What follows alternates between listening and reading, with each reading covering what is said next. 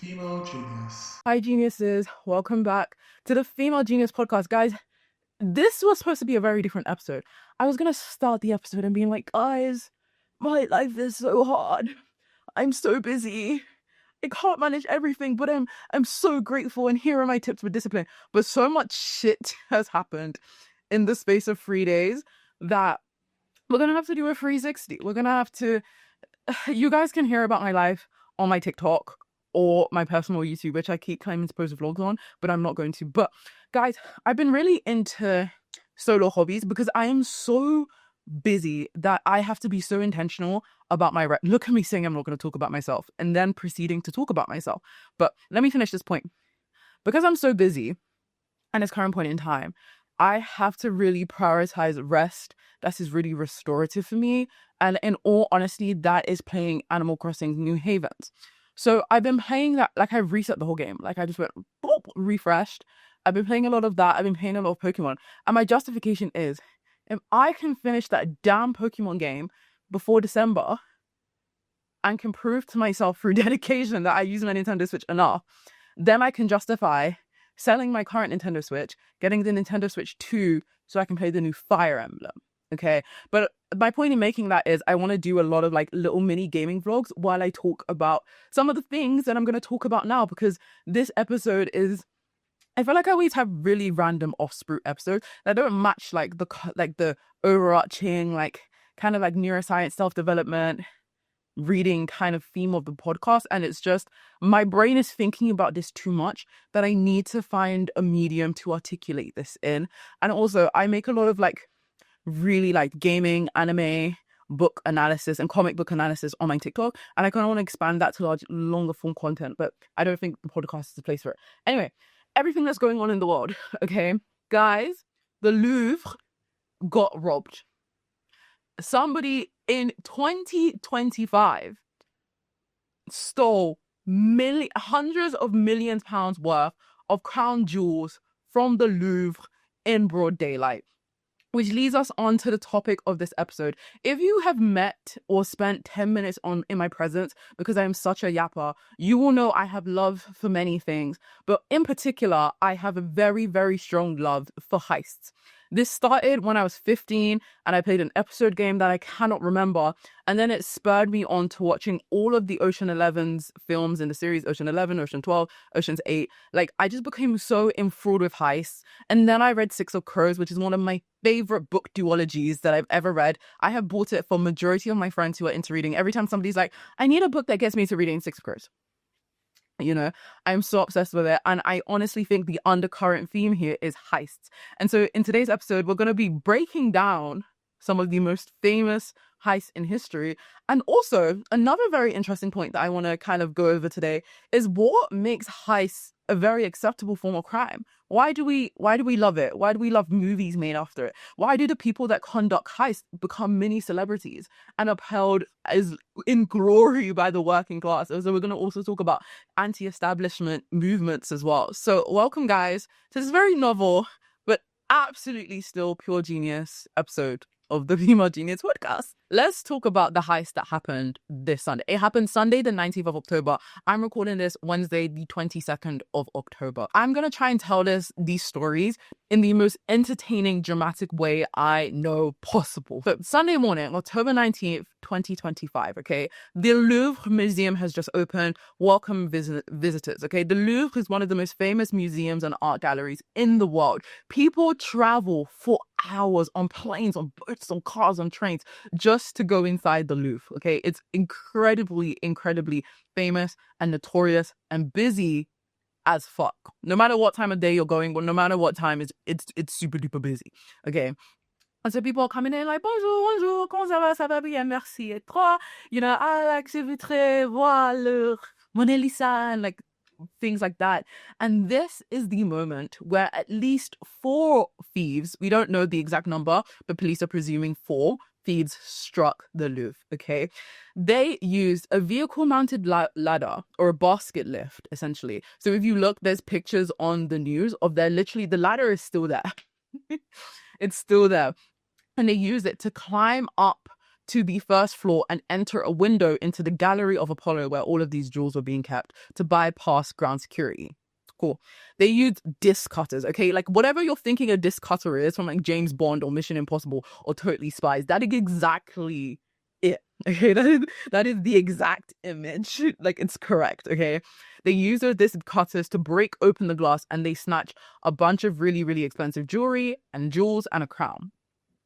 And these were worth hundreds of millions. Some of them are even considered quote unquote priceless. I don't know what that means. I don't know if it's like an adjective or is this like it's just unquantifiable with the amount of money that it means. And then they fled through the same window they came through and they got on some scooters. And then they left. And the whole operation took between 4 to 7 minutes. It's masterful, to be honest. Netflix, I know Netflix, Prime, Paramount, HBO, they're all frothing at the mouth. Like, who can get the documentary first? Who can do a dramatic retelling first? I know my telenovela people, they're already planning, okay, guys, we're doing this. Then, there's going to be some dramatic rendition. There's going to be, a love story between the two people, all of that. That being said, they have not caught anybody, but there's an intense manhunt under the way to try and find them, which involves over 100 investigators. People are trying to find them as soon as possible, particularly because there's no way to sell those jewels without breaking them down. And a lot of the art curators, the museum management, the people that actually care about the jewelry being stolen have feared that these thieves are going to take and break them down and sell them on little individual pieces so it can never be reclaimed and reformed in the way it was again. Oh, also, by the way, they actually they weren't able to take the crown. The crown was damaged and left on the floor, which is one of the evidence that police are claiming and using. I know when they scooted away, they got back to their hideout. They're like, who the hell dropped the $100 million crown? Who did that? That was $100 million down. How are we going to do the split? I don't know. So this is something that has now reinvigorated the public's interest in heists. I think it's honestly incredible. Heists aren't something that you come across so often. Successful heists aren't things that you hear about so often, particularly in 2025. There is so much technology. There's so much tracing. There are cameras flipping everywhere. We basically live in 1984s. There are cameras on every road, particularly around the Louvre, with one of the most populated cities in the world, right? To go through and do a heist during opening hours at times where there should be considered to be max security, although a lot of staff have said that they had been complaining to museum management that they were underpaid and understaffed. There wasn't enough staff to handle all of the security needs and measures, and I think that was taken advantage of by the people that conducted the heist. But it is incredible, and I'm a little bit obsessed. But this is not the first time the Louvre, I don't know, is this the Louvre? Have you seen that video? I'm saying it in like proper French accent. Have you seen that video where the guy's like talking? It's like, yeah, so like I took my girlfriend to Hawaii and he just kept going Hawaii. And like, that's just the standard pronunciation. Like, I don't want to do the French injustice by going Louvre. It's the Louvre.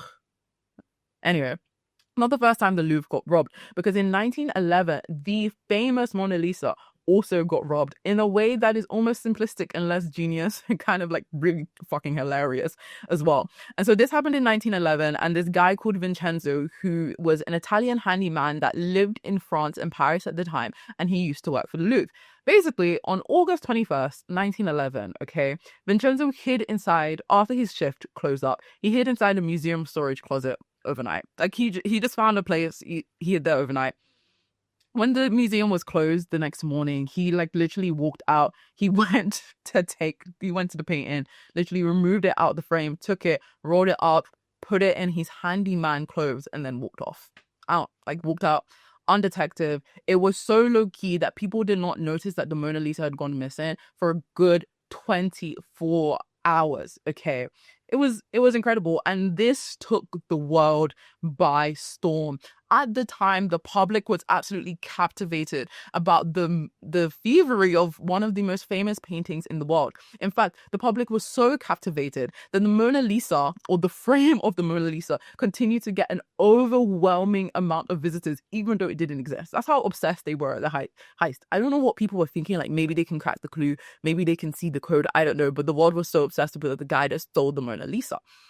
Anyway, he was not caught, but he was not caught initially, but 2 years' time in 1913, He then decided, right, okay, to go to Italy. He flew from Paris to Florence, Italy, and tried to sell the painting to an art dealer in Italy, claiming that he wanted the painting to be given back to the original country. He wanted it to be returned back to its home, claiming to be this great Italian patriot. And apparently for the 2 years where it had gone missing and nobody could find it, he kept it in a false trunk in his small Paris apartment. And by false trunk, I mean, you know, when you like lift open like a case or a basket, and when you look at the bottom, there's nothing there, but it's a secret compartment that you can lift up, and that's where it was. Okay. Anyway, the art dealer was like, yeah, I'd love to buy this painting, alerted the police immediately, and then he ended up getting arrested, and that's how he was caught. In fact, if he never tried to sell it off to the art dealer, the most famous painting in the world, might I add, then he would have never been caught.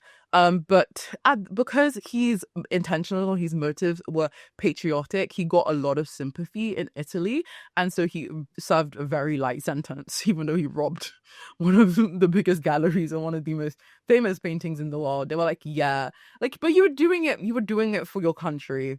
So, yeah. And anyway, and so it transformed the Mona Lisa. In fact, that heist added continued value to the Mona Lisa. It wasn't just a painting that was a remnant from the Renaissance art world, but it became the world's single most famous painting as a result of this heist. So, heists had their benefits, yes or no? There are some other really cool heists, including one of the great train robberies in 1963. So this one is one of those big, hunky heists. Before we go into that, let's talk about heist teams, okay?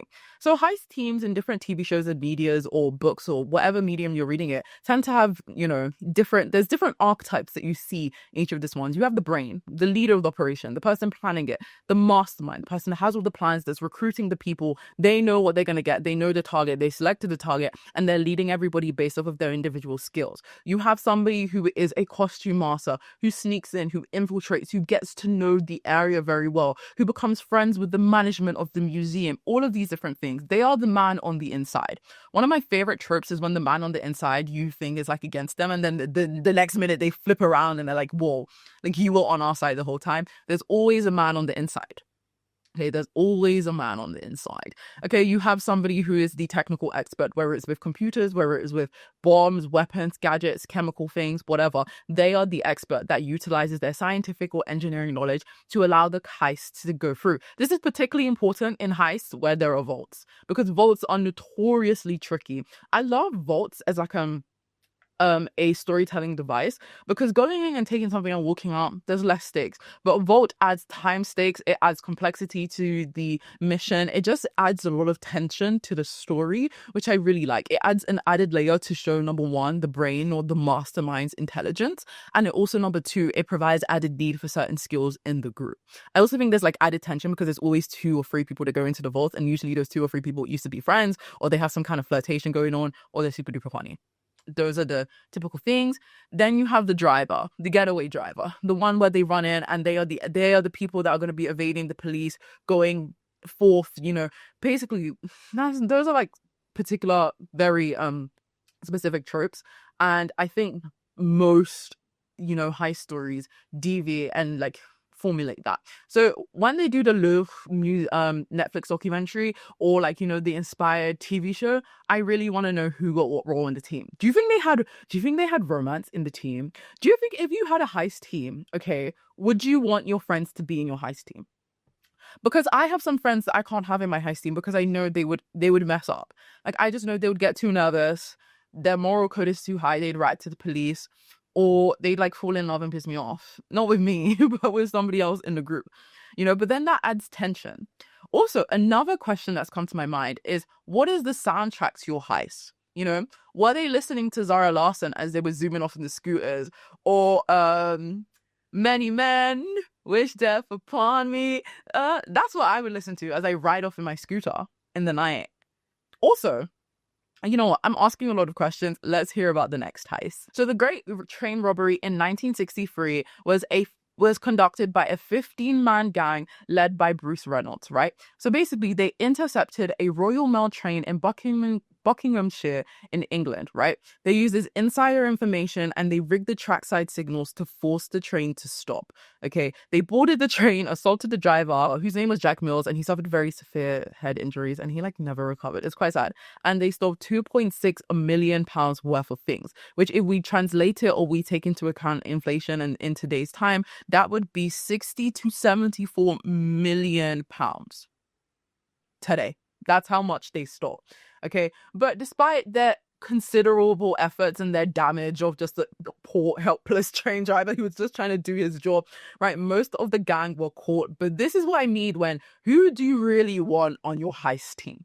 Okay, because these are very important things to consider. Most of the gang were captured after the police discovered their nearby farmhouse hideout, where basically after they did the robbery, they went to this farmhouse to hide out, and a lot of the robbers failed to clean and cover their tracks properly. Honestly, a lot of the time is the most basic shit that gets these people. Like Vincenzo, he went to just go try and sell the most famous painting in the world to an art dealer in Italy. If he was that patriotic, no offense to Vincenzo, he would have just given it to free. He would have just left it on the doorsteps of like some Italian museum.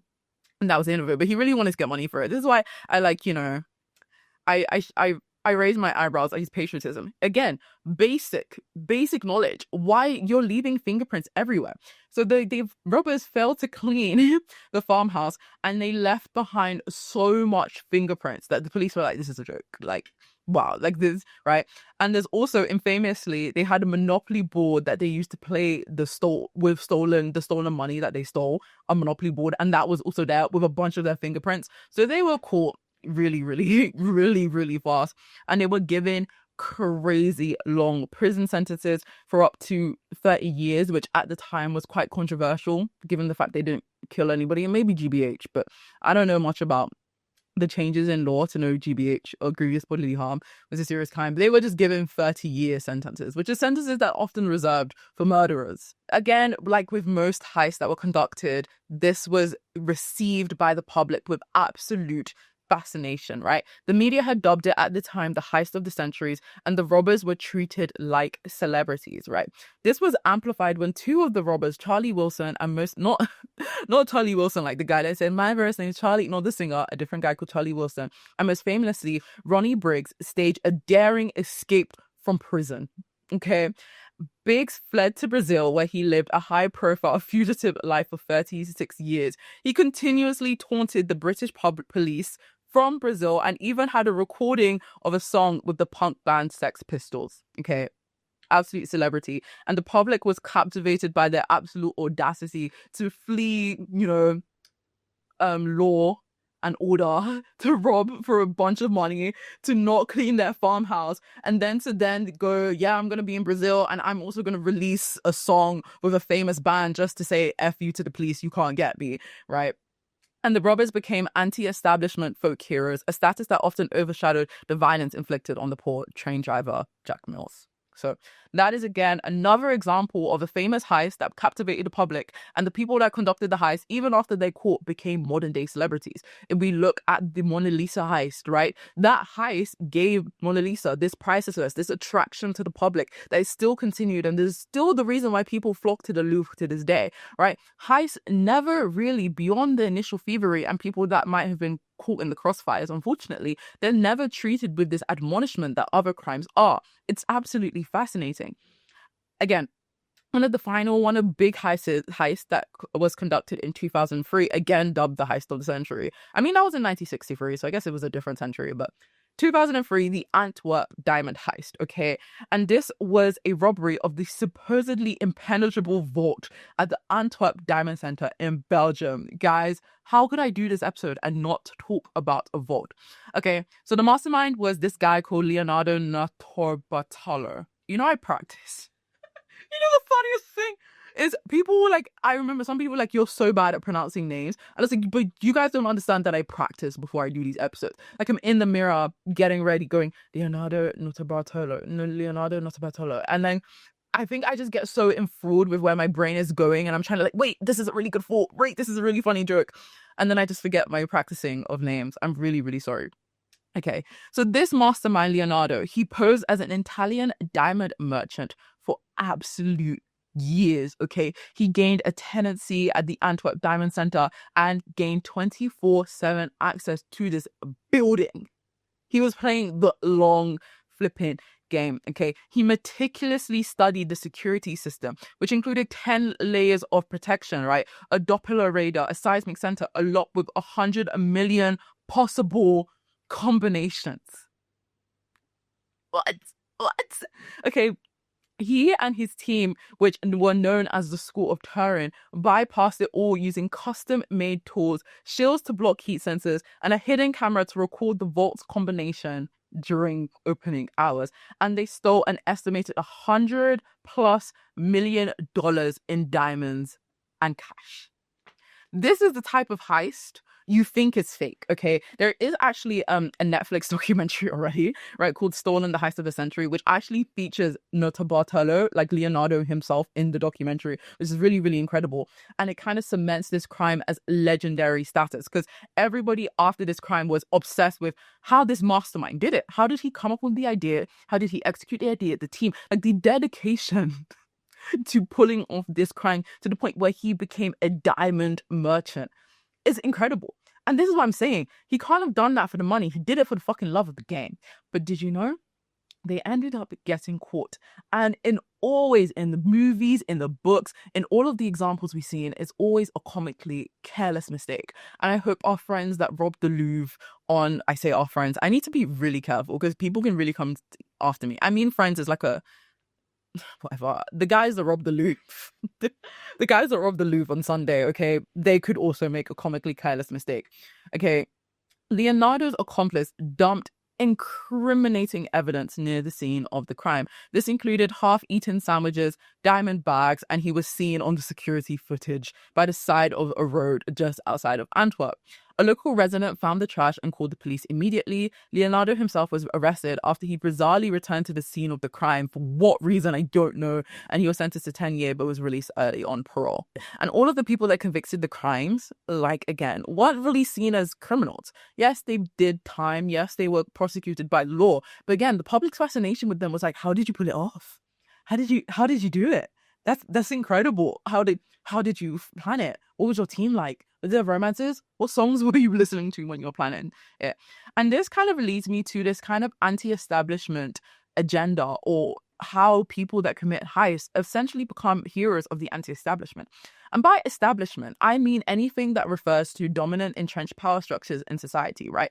It isn't necessarily one group, but it's like a network of elites. Think political leaders, people with a significant amount of financial power, media conglomerates, some academic and cultural institutions like museums, like the British Museum, who has a history of colonialism and stealing things from other country and then putting it on display in England like it's ours, stolen, give them back. Or like universities like Oxbridge, who again have a lot of history and have a lot of ties to things that are quite unpleasant. And so these establishments represent a lot, particularly to the working class people. They represent a lot of the oppression in terms of what the class system face. And so when you have an establishment that is corrupt, out of touch, and resistant to change, and you have people that take on those establishments to try and gain some profit, even if it's just from themselves, it's incredible. It's admiring. It's like, yeah, stand up. It feels very anti-establishment. Anti-establishment movements have taken on many different forms, particularly culturally throughout the years. You can look at the hippie movement in the 1960s. Punk and rock bands, typically in the 1970s and 80s, would always often be anti-establishment. If you listen to some of the music, the lyric, the message that a lot of these people held really close to their heart, they were very significantly anti-establishment. And people that commit heists are basically saying, I don't care if this is important to you. You guys don't need all of this money. We want it. It almost feels akin to a Robin Hood, but slightly more selfish. I think obviously then the morbid fascination about how they conducted and how they basically broke through things that we often thought was impenetrable. When you look at the Antwerp heist, we look at it, again, you can hear people describe the vault as impenetrable, right? And if you think about it from like a metaphorical setting of what it means for a random working class individual to break through, of course, these people have come up with plans and have probably trained and have years of expertise in certain different areas, right? But for people that we consider more aligned to us than they have the establishment to break past it. There is a greater metaphorical meaning, right? And I wouldn't be surprised, considering today's political climate, that when people broke into the Louvre and stole a bunch of jewels, right, people were like, yeah, F the rich, eat them, like, you know? And I think, again, it is quite interesting and is definitely a commentary on culture. And I do wonder, and you guys can think about this for yourselves, like, were you appalled when you saw the crime? Were you like, oh my God? And I remember it got me thinking about late stage capitalism. Sorry, let me adjust myself. I was, because I saw this video of this Chinese delivery driver, and he was bawling his eyes out about the fact that he has to work so many hours just to have a roof over his head and food on his table. He's working 12, 13 hours just to make ends meet, right? And we live in a world where people are having 100 million, like, just these diamonds and these jewels out in place, just like for people to just go and see and witness, why people in countries are suffering. Like, that Chinese man, at least he has food on his table, but he's not even living a life, right? His whole life is just to work so he can survive. There are people that physically do not have enough food to eat, have enough water to drink, and you're parading around your jewels. So it doesn't actually seem like counterintuitive why the majority of the population, who in general are working class people, we are the majority of people, right, are going to go in and somebody's going to steal something and we wouldn't celebrate that thievery. I think people would have a very, very different response if somebody went and robbed somebody's home, you know, or somebody went and robbed, like, you know, a market stall.